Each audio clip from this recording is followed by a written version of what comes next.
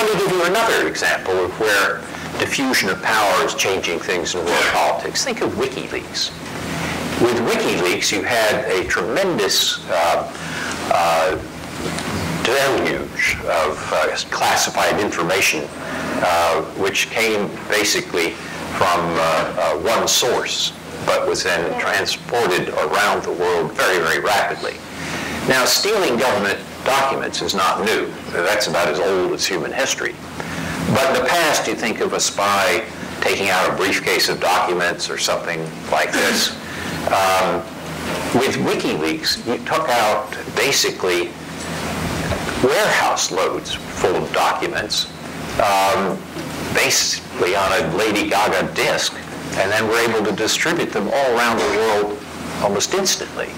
That's new, and that creates a new set of problems. And finally, as an illustration of the diffusion of power, think of what cyber power means. I have a chapter in the book about cyber power, particularly because of this as the extreme example of power diffusion.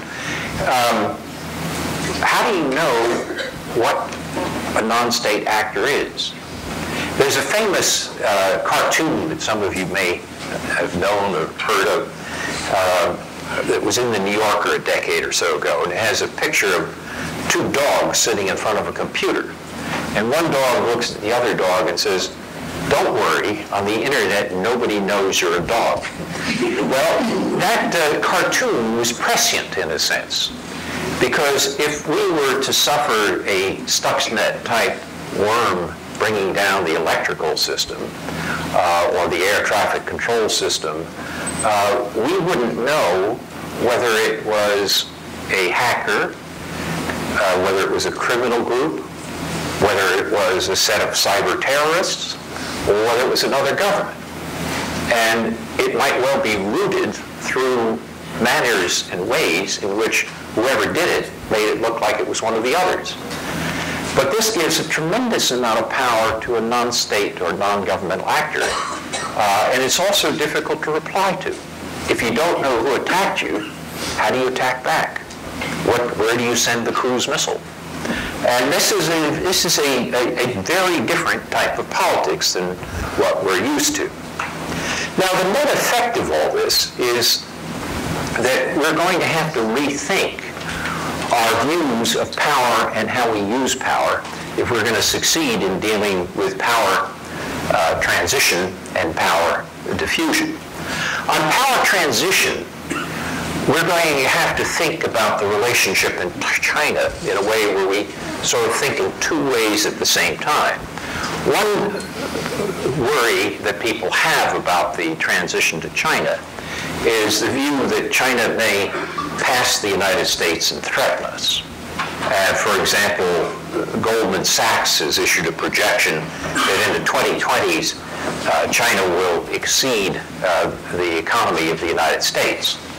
But be careful of projections like that. Not only are they just a linear extrapolation of what's going on now, but in addition, even when China is equal in size to the United States in terms of total GDP, or equal in size to Europe, which has a larger GDP than the United States, it won't be equal in composition. It won't be equal in composition, which you measure by per capita GDP. And on that measure, which is a better measure of the sophistication of an economy, China won't catch up with the United States or Europe for something like another 2 or 3 decades, if then. In addition, this whole thinking about China passing the U.S. Tends to be one-dimensional, tends to focus very much on economics and not look enough at the issues of military power and soft power. And on both those, the U.S. is considerably ahead. It's hard to see China really passing the U.S. militarily in the next couple of decades. And it's also true that while China is making major efforts to increase its soft power, it finds it hard to do with an authoritarian political system. Much of soft power grows out of civil society, and China finds it very difficult to relax their controls on civil society. So, for example, China made major efforts to increase its soft power with the Olympics and the Shanghai Expo and so forth. But then it locked up Liu Xiaobo and prevented him going to the Nobel Peace Prize ceremony and undercut a lot of the soft power that it gained from those other activities. So overall, it's hard to see China really passing the US. And why is that important? Because many people say that when a country is dominant and another country comes close to it or passes it, that's the cause of great conflicts. This goes all the way back to the Peloponnesian War, where Thucydides, the famous historian of the Peloponnesian War, said that this war, which tore the Greek city-state system apart, was caused by the rise in the power of Athens and the fear it created in Sparta. And many people say that was the story of World War I, which tore Europe apart and ended Europe's dominance of the world scene. That it was caused by the rise in the power of Germany and the fear that created in Britain. And there are some, again I'll go back to my friend John Mearsheimer, who say that China cannot rise peacefully. And therefore there's a concern that what we'll see in the 21st century is a rise in the power of China, creating fear in the United States, which will create a great conflict. I think this is probably not good history. One of the reasons it's not good history is that Britain had been passed by Germany by 1900 in terms of its economic prowess. And if you accept what I said a few minutes ago, the documentation for this is in the book, China is not about to pass the US, if then, for another couple of decades. And what that means is we don't have to be so fearful. We do have time to try to manage this relationship, to shape the environment so China has incentives for behaving well and disincentives for behaving badly. So what we find then is that these pictures that we have of power, traditional power transition and power diffusion, are going to require us to think about the century, particularly the next few decades of this century, in a more subtle way than we thought. Another way of putting this, or summarizing all this, is to say that power today in the world is like a three-dimensional chess game, where on the top board of the game, military power among states, the United States is the only superpower. We're the only country able to project power, military power, globally. And it'll probably stay that way for another couple of decades. But you go to the middle board of economic relations among states, and there, Europe, as I mentioned, is bigger than the United States when it can act as an entity. China's coming along, Japan is coming along. There, American power is balanced, and it makes sense to talk about multipolarity, as it's sometimes the term used. But if you go to the bottom board of economic relations, or transnational relations rather, not economic, transnational relations, things that cross borders outside the control of government. And this is where the diffusion of power to non-state actors comes in. Things like, let's say, pandemics or climate change or cyber terrorism or huge financial flows. On this bottom board, power is chaotically organized. Nobody is in control. And on this board, it makes no sense at all to talk about unipolarity or multipolarity. The only way you can solve problems on this bottom board, which is where many of our most important challenges are coming from in this century, is through cooperation. And this is where soft power comes in. You've got to attract others and persuade them to work with you in networks and institutions to deal with the problems that are created by this diffusion of power and the increased role of non-state actors. And that then puts this whole question of the relationship in China in a somewhat different perspective. Yes, in terms of the way we think of the first board, we have to balance Chinese military power, let's say, in the South China Sea. Japan, Vietnam, South Korea, India all want us present to make sure that China doesn't develop a military capacity which threatens them. So that's the traditional power over others, balancing power, and so forth. But when we get to the bottom board of transnational relations, and you say, well, what about something like climate change, where China is the superpower of CO2, putting more into the atmosphere than the US? How do we deal with that? I suppose in terms of the top board of this three-dimensional game, you could say, well, we could bomb. China creates 2 new coal-fired plants a week. And they're putting a lot of CO2 into the atmosphere, which is going to hurt us. We could bomb those plants. Well, that's a little bit far out, not likely. You could put a trade embargo on China until it stops building coal-fired plants. Well, that would probably ruin the international trading system and also be costly. Or you could think of another dimension, which is you could work with China to help them develop the capacity to reduce the carbon intensity of their growth, so that as they grow, it puts less CO2 into the atmosphere. If you think of it that way, you're no longer thinking about power over others. You think about power with others. Remember, to go back to my original definition, power is the ability to get what we want through affecting others. Well, in this case, we want to work with others to get what we want. We can't do it by working over others, by bombing or embargoing. So in that sense, we in China, as we go through this power transition, are going to have to figure out ways where we can work together. And here's where Europe and America have a lot to contribute, which is that the United States and Europe both have enormous capacities in this area. And if we work together and then work with China and India and other emerging markets, we would be better placed to deal with this diffusion of power, this bottom chessboard, than we have been if we worked alone. So in that sense, if I were to summarize all this, we have to think about power in a much more sophisticated way than we have in the past. It's no longer just the ability to prevail at war. It's more than just a military capacity, though military power remains important. It's an ability to work together with others to deal with this new area of power diffusion.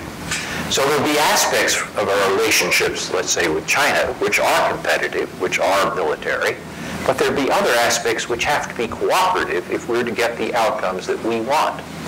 And that's something that we haven't been very good about thinking in those terms. We tend to think in power in rather simple views, in traditional views, and not enough in terms of this broader sense of how do we deal with these new challenges that we face in the 21st century.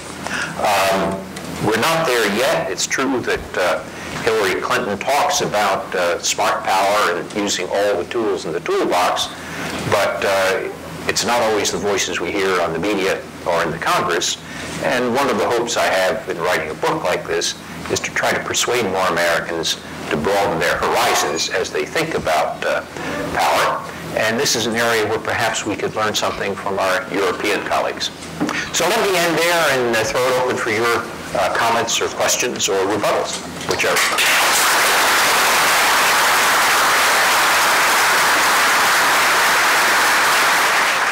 Thank you very much for your remarks. Sean will be on that aisle for questions. He has a microphone to help our video people get your questions, and I'll be on this side.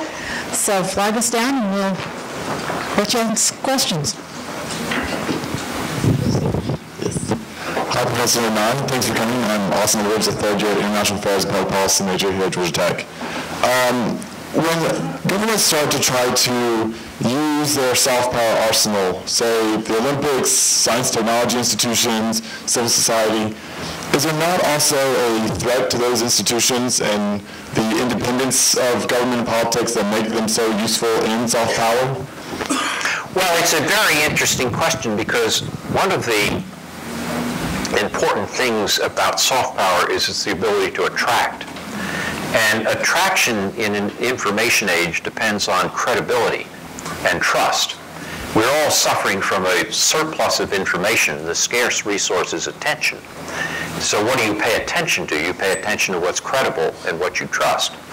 And very often governments are not trusted because they often tend to be twisting the information or the message, the narrative, for narrow political purposes. That means that if you look at these efforts that China has made, for example, about starting its new international broadcasting, they're not always very effective. because they're seen as somewhat brittle and propagandistic. It's also true, though, for some American outlets. For example, we started a television station after 9/11 called Al-Hurrah in the Middle East. The problem is not many people in the Middle East listen to it because they see it as American propaganda.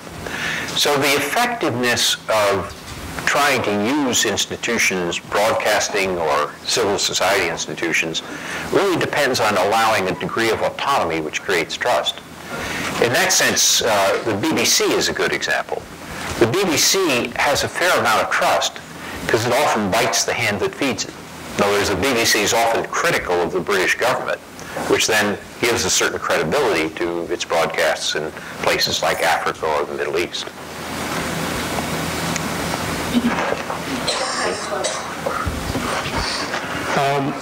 I'd like to know why you think the U.S. has such a problem accepting the power of soft power when military philosophers have been talking about soft power since Sun Tzu talked about it in his famous book.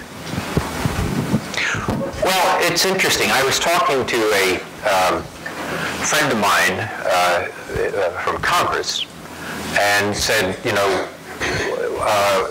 I more or less made the kind of argument I made this afternoon, and she said, you know, you're absolutely right, but when I stand up and talk about soft power, I'm not going to get reelected. And there is a problem in American political discourse of talking this way. It's not a problem in Europe, where it's much more accepted. It is in the United States. And I think that limits our capacity because of that. It's very easy to stand up and say, I want to increase the budget of the Defense Department. It's very hard to stand up in Congress and say, I want to increase the budget of the State Department. In fact, there was a program an aid program that Hillary Clinton and Bob Gates agreed they should transfer from defense to state. And when it was transferred, it was cut in half. That's a problem for us. We have a government which is one giant and a lot of pygmies. And effective foreign policy is going to require us to rethink that.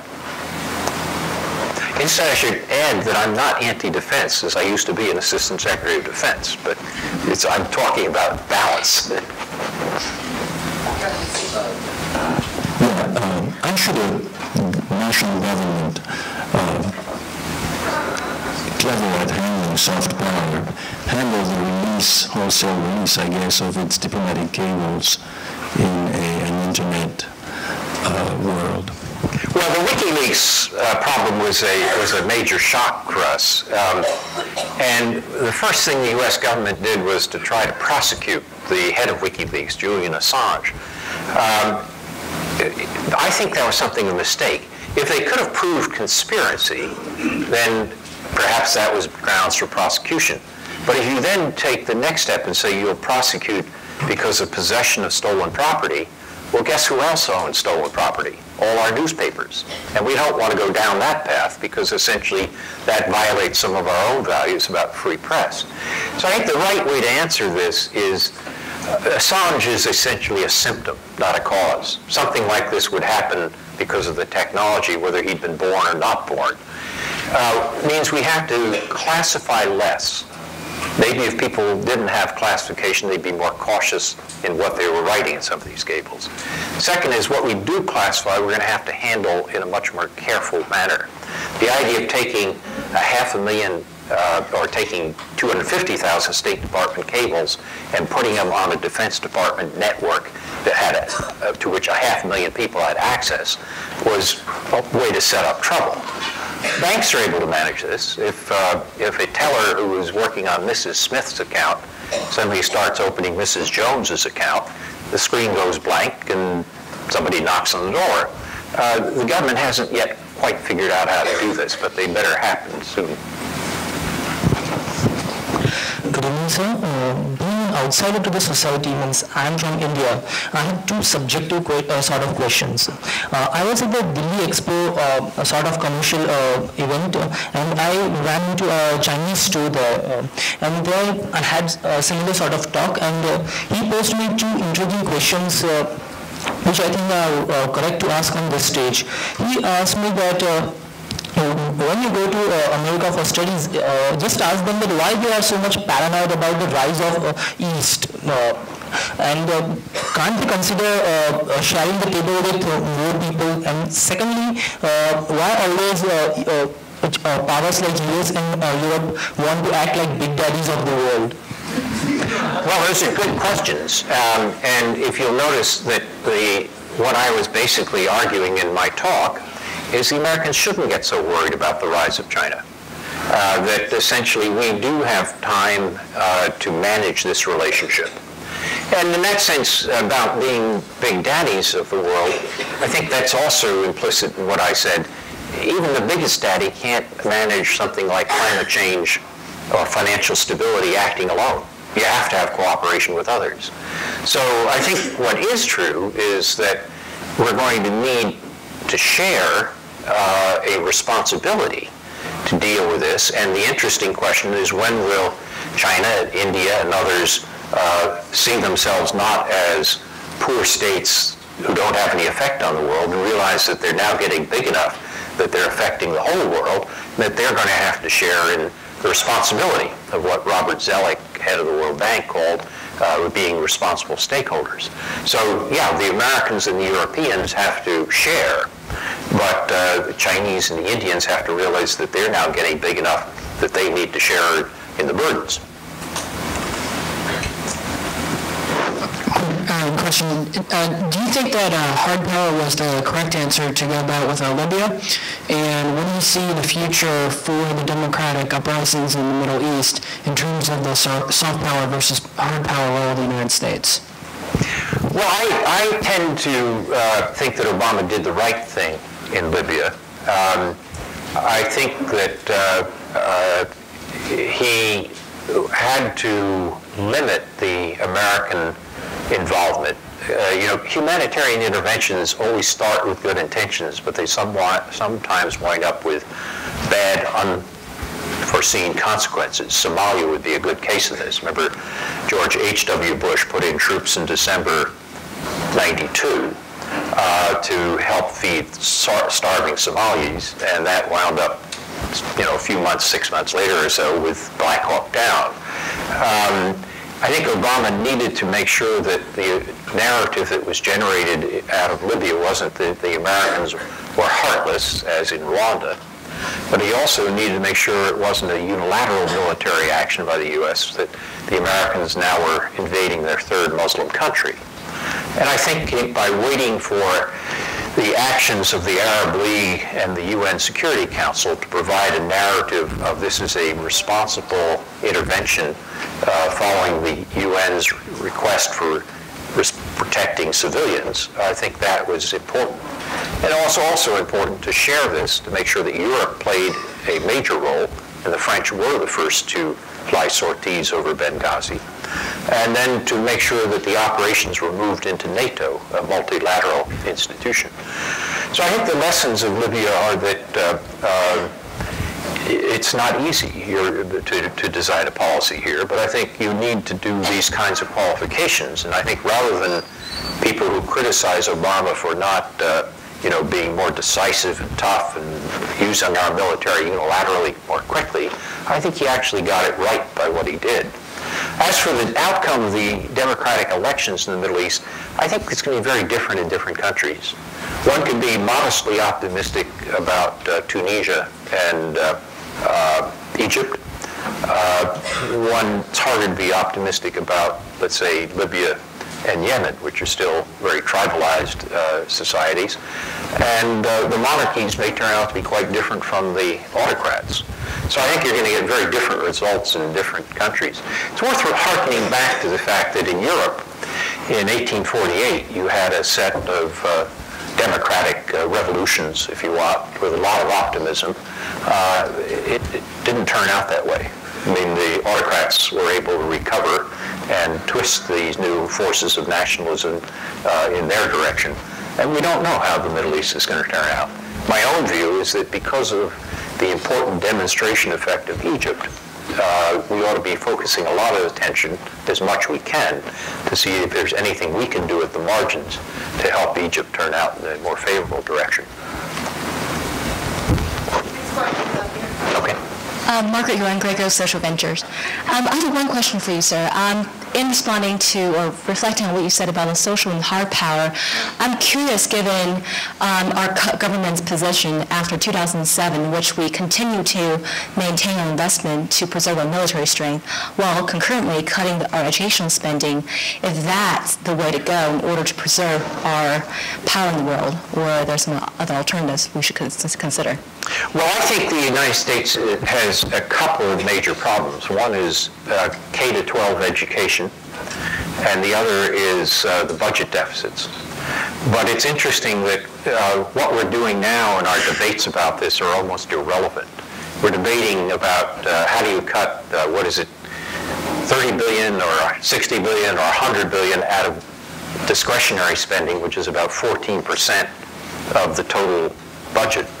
The only way you're going to deal with the budget deficits is not by cutting pay for teachers or programs for the Department of Education in this discretionary budget.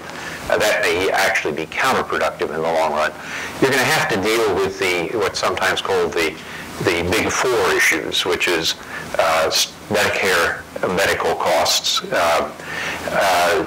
Medicaid and Medicare medical costs, Social Security, defense, and revenues, which means taxes, a bad word. But if you look at the recommendations by Senator Alan Simpson and Erskine Bowles, the Presidential Commission on this, they made a set of balanced recommendations of how you can deal with all those things.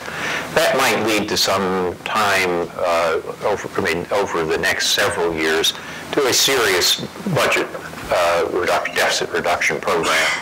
But we're not there yet. We're basically now playing the small politics of this. And the danger of the small politics of it is it cuts things like Head Start or funds for education, which don't do much for the deficit, do a lot to undercut one of the other two problems we have. Hi, my name's Hi, my name is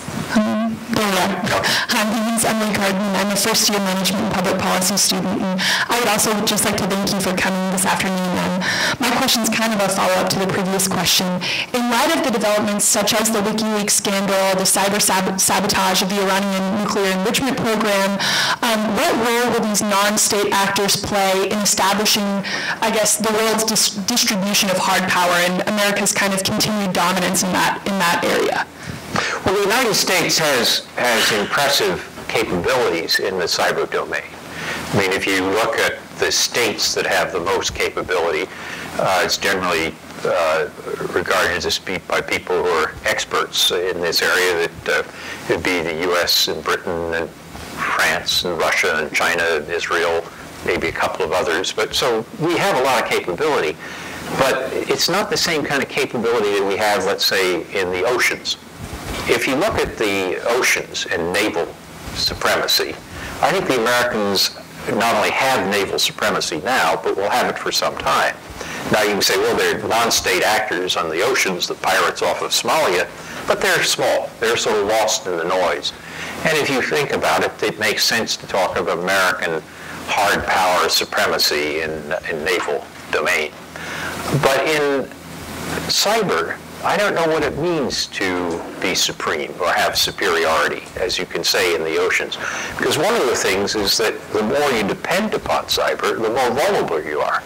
So there may be some countries which may not have the offensive capabilities we have in cyber, but are much less vulnerable.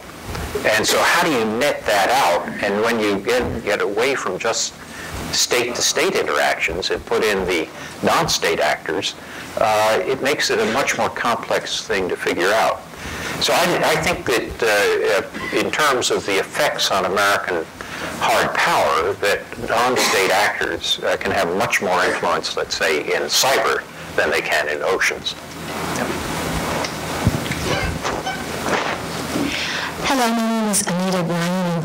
One of the conflicts in the current conflict in Libya seems to be that Europe apparently has paid many European countries to keep sub-Saharan African migrants from crossing the border. Why does there seem to be a double standard vis-a-vis Africa and the West and their soft and hard power?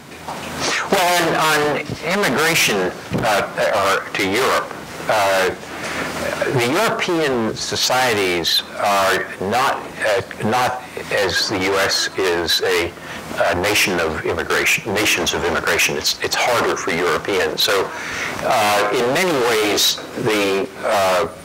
if you look at what's happening in European politics right now, many right-wing parties are increasing their strength, even in places like Switzerland and Sweden or Denmark, because of the feeling that you're getting a large influx of, it's usually not black Africans as much as North Africans and Middle Easterners. It's more of a religious dimension, Muslim, that bothers them. And it's leading to a backlash in European politics. I was talking to a significant European leader last Friday, and he said, you know, it's not out of the question that that Mrs. Le Pen, the daughter of Le Pen, who is running a right-wing party in France, could come in second ahead of Sarkozy in the next poll in France. That would be quite a shock. But what has happened is, since the Europeans have less of a tradition of immigration, and because the religious dimension of it, rather than the racial dimension of it, leads to this tension, it has become very much a neuralgic issue in European politics. And that's why you have these various efforts to try to stop the immigrants at the border, if you want, from exiting. So it's a terrible problem for Europe. I mean, my own inclination as an American is that immigration generally strengthens countries, but also it matters how quickly the flow of immigration occurs. So immigration may be a net good, but if it's too fast and it overwhelms the institutional political structures, then it may have a negative effect. I think that's what's behind this current politics.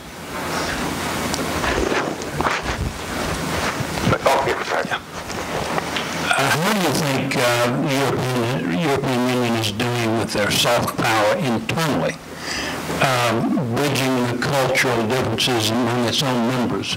And I'm speaking specifically about the economic tensions. Well, it's a very interesting question, because right now there's a lot of concern about will the euro survive, and the problems of Greece, Portugal, Ireland, maybe Spain, is creating a large problem.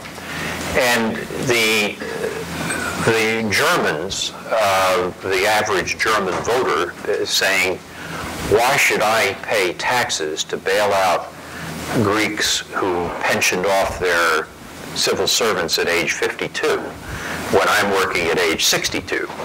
And so Angela Merkel has a hard job, which is that, you know, she has to win her elections at home, which she hasn't been doing as well as she'd like.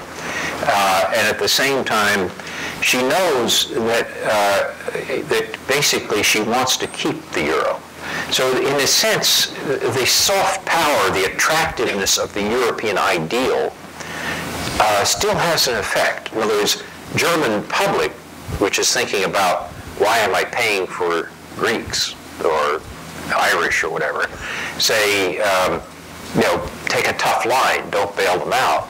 But Merkel and much of the German elite say, yes, we have to be responsive to that, but let's not lose sight of the fact that the European ideal is still important, and that if we lose the euro, we're going to lose the European ideal.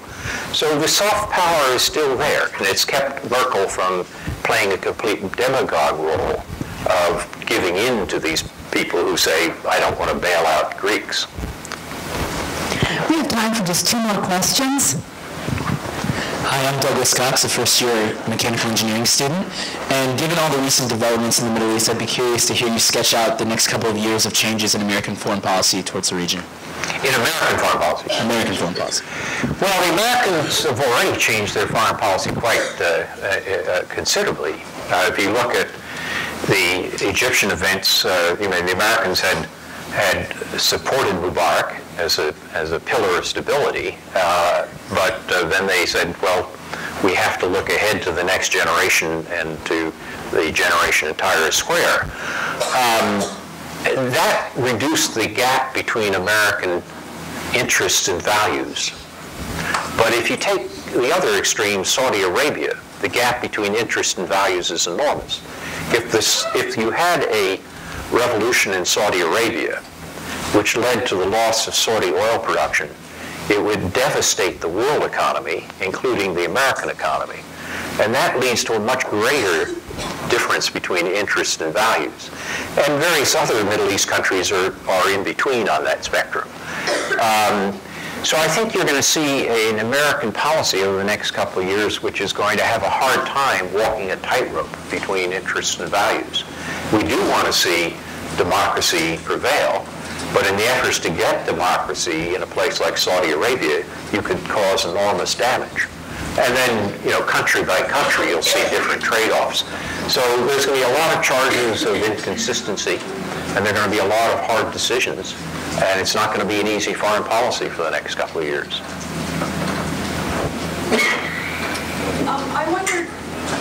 I wondered what you think about the role of intelligence in soft power. From what you said, I would suspect that there's a diminished role of intelligence in soft power. In hard power, it plays a primary role in military conflicts and such. You also noted in our age with proliferation of secrets and people who have access to secrets and the amount of information out there, I wondered what role intelligence plays in soft power, if any. Well, intelligence plays a significant role in both hard and soft power. I mean, obviously, if you're planning a strike like the no-fly zone, then you need to have intelligence tell you where are the air defense batteries or the SAM batteries in Libya. You need good intelligence to know where to send the missiles and so forth. So that's intelligence in service of hard power. But there's another aspect of intelligence, which is when you share intelligence with others, and a lot of what goes on in the intelligence world is what's sometimes called liaison, or sharing among intelligence agencies. When you share intelligence with others, particularly estimative intelligence, you're able to affect how they see the world. And that affects how they're attracted or persuaded or not. In the opening pages of this book, there's an account that I give of my use of intelligence in 1977 to change the French position on a nuclear plant in Pakistan. And that was an intelligence sharing. I mean, the French changed their position not through any threat of coercion, not through any payment, but through a sharing of intelligence that got them to change their position. So intelligence can be used for both hard and soft power. Well, thank you all very much. And thank you.